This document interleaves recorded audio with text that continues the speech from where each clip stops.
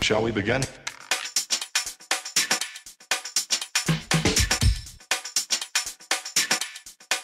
Let's begin now.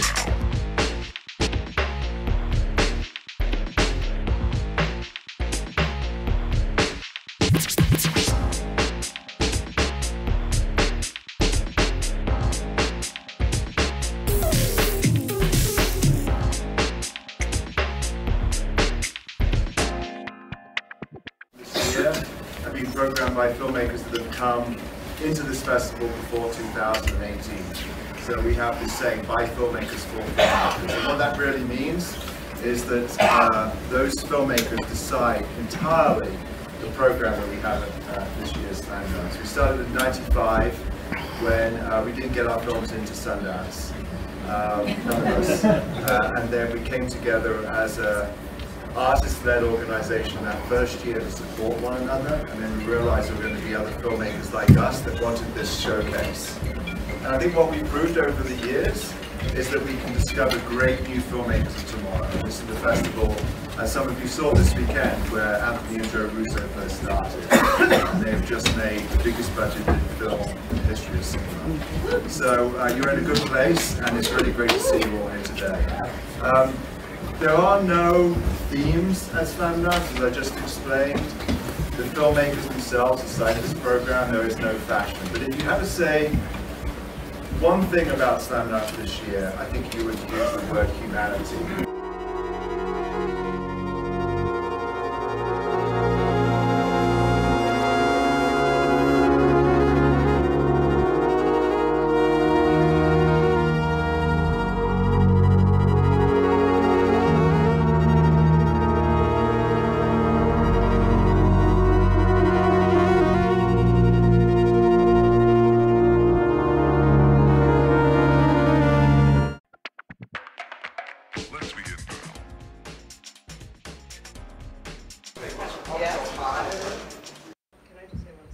You know, I have family here today. David and Nancy Garrison, Emma Garrison. I almost didn't finish this movie because I had no money and I was quitting. I was done. My fiance, who's right there, Lee, she said, I don't care if you drive an Uber for the rest of your life. You finish this movie. And, you know, Nancy and David are family. We were at one of my cousin's weddings, and they were like, hey, what happened to the movie with the guy with the wheelchair? And I showed David some stills in our little promo, and he said, well, what's the problem? And they actually raised the first money that made it possible to hire Jeff, our extraordinary editor.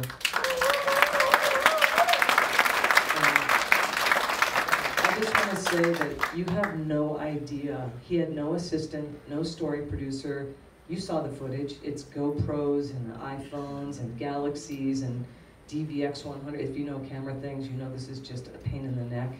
Across 6 hard drives. Across 6 hard drives. So it was like 4,000 hours of footage in 20 million formats, not organized at all. It was a disaster. And so Jeff is my angel, because I would have never, ever been able to finish this film without him. And I would not have been able to get us here. We would not be here right now if it weren't for Sharon Swart. And we wouldn't have this movie if it weren't for these 2 guys right here, and Jerry Patel, who also is one of our executive producers. And it's just an extraordinary experience to be here. And we're really, really grateful. Thank you so much for having us. Thank you, Slamdance. And thanks to all the amazing filmmakers that have come out and supported this film, too. You guys have been awesome.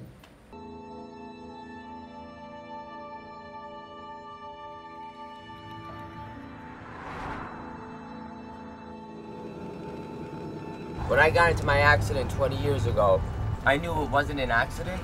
I knew that there was a reason, there was a purpose for me being in a wheelchair. It took me 20 years to find out why. And I don't know if I'm gonna make it or if I'm not gonna make it.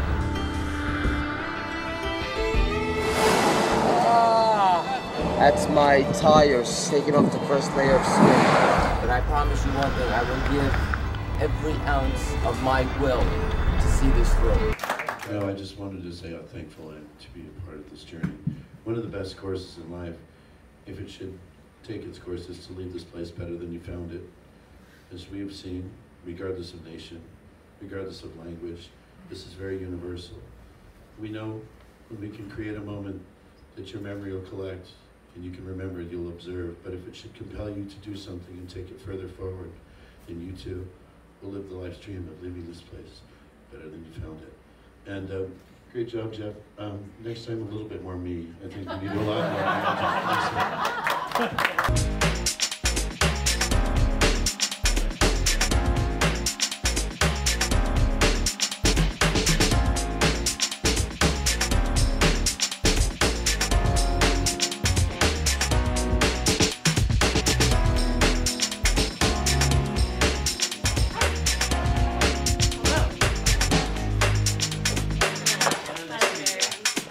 This is not a drill. Our film today is one of my favorite at the festival. So let's give a warm welcome to Michael Gallagher, the director from the show.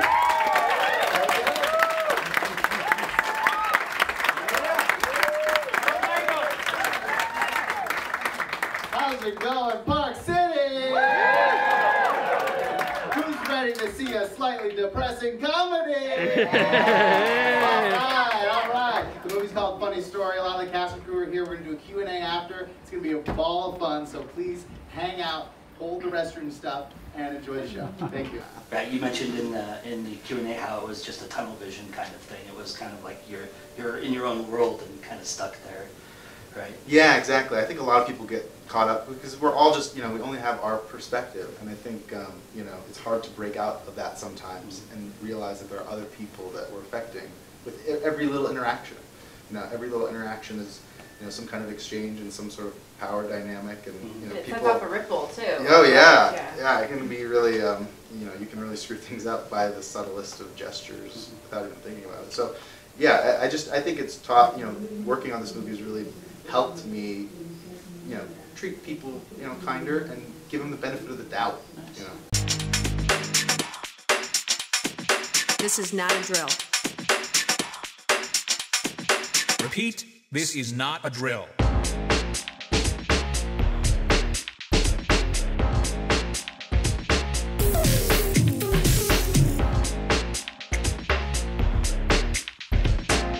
So, first question, your characters, they are extremely natural and relaxed in front of your camera. So I would like to know what's the process or how you get them to be so relaxed. So mainly, I think, spending a lot of time with them, and some documentarians might not agree, but they really became close friends of ours. So we spend a lot of time with them. We and not only shooting. So I'm repeating myself now, but it's in my friends. So camping there, staying there, because the area is quite expensive. They moved there in the mid-70s, so, and then it was still affordable. Today it's really a getaway place for Silicon Valley people. It's just north of San Francisco, and their kind of little utopias are getting rarer and rarer there. But I mean, just spending a lot of time with them. We fed them. You guys literally camped there to shoot this film? No, I mean, no, not really with a tent, but well, sometimes it was close to camping. Yes, in Sandy's house. Sometimes it was camping. All right, can you just help us, Kareem, please? First of all, Kareem, why are you calling me Kareem, man? When you gonna start calling me Daddy? Call me Daddy first. I'm not calling you Dad. I'm not calling you Dad. You're not calling me Daddy? No, I'm not calling you Dad. Man, how long I gotta be married to your mother before you respect our union? I'm not calling you Dad, man. I'm your dad. Call me Daddy. You know, I can find it in my heart to help you. Okay, please, can you please help us, Dad? Dad. All right. All of a sudden, you need my help. I'm your daddy now. Huh. Now that you need some goddamn millennials. Yeah, I'll help you out. Your daddy gonna help you, but don't call me Big Daddy. That's what your mom would call me. We wrote it as a pilot. It was like 35 pages, and then we're just cutting anything that would involve money, and so we're left with like 15 pages. Yeah, everything is pretty much written except Kareem, the guy who's my stepdad, his runner there. Yeah, he goes off a little bit, and then I think the last thing I said, she's getting in tomorrow's test, we found in a run through, but everything else was written out. And the casting of it, they're all stand-ups. Every one of them is a stand-up that we know, except for Katora, the girl who's someone we know that works at school in Bed-Stuy in Brooklyn, and offered her as someone who'd be willing to act. So yeah, everyone else is a stand-up, and they're all great. So we all kind of had their voices in mind. I guess that's like a cool thing of working with stand-ups. I mean, I don't know. There's some drawbacks. Like they're not going to know their lines. They're not going to have read the scripts. Or they're not going to know what they're doing or why they're there. But they know who they are, so they'll show up, and if you make them comfortable, they'll make it better. 911. This is Angie at the Dollar General. In what city? At Grant Saline, and the man's on fire out in the parking lot. The man is on fire? Yes, a man just set himself on fire. 103, we have a 322 at the Dollar General parking lot. This is 103 on the route.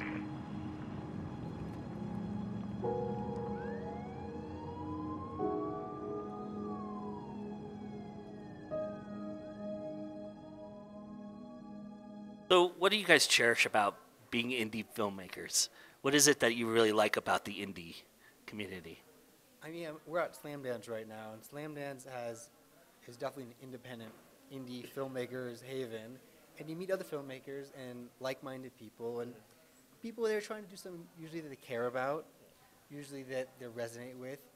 Usually money's not a huge factor in it, although we all want to make some money, or at least get by. Right. But it's really, we're telling stories that we're interested in, we're meeting fellow people, we're sharing, we're a part of this community, and I see it as we're all in a unified sense, and it feels nice to be part of that together.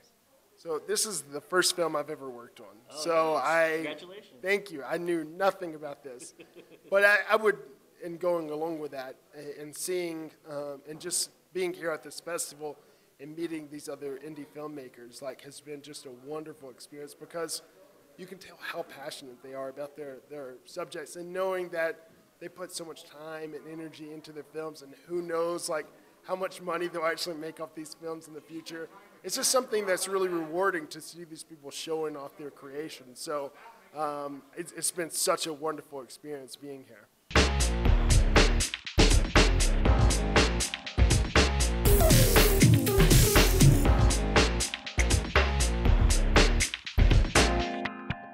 Is that all you got? Do you have any advice for anyone who's, headed into production and hadn't remembered, like, oh, we need someone to be handling, behind the scenes and, and social and things like that?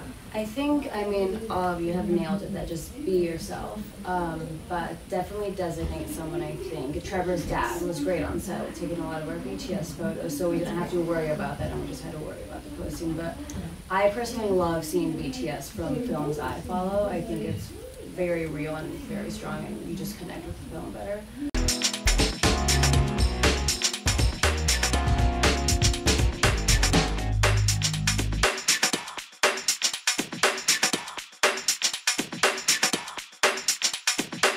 Oh, for sure. Make content, and pull in the people that inspire you. Pull on that team and just make content. It doesn't matter if it's a 2-minute short, if it's a 1-minute short, if it's on an iPhone, or if it's on Alexa. It doesn't really matter. Just get out there and tell stories. Nice. Joe Compton, live from Park City, Utah, covering the 2018 Slamdance Film Festival, which we were honored and privileged to be here. We've seen some amazing films and talked to some amazing artists. One thing is for sure, here at Slamdance 2018, it's always time to go indie now.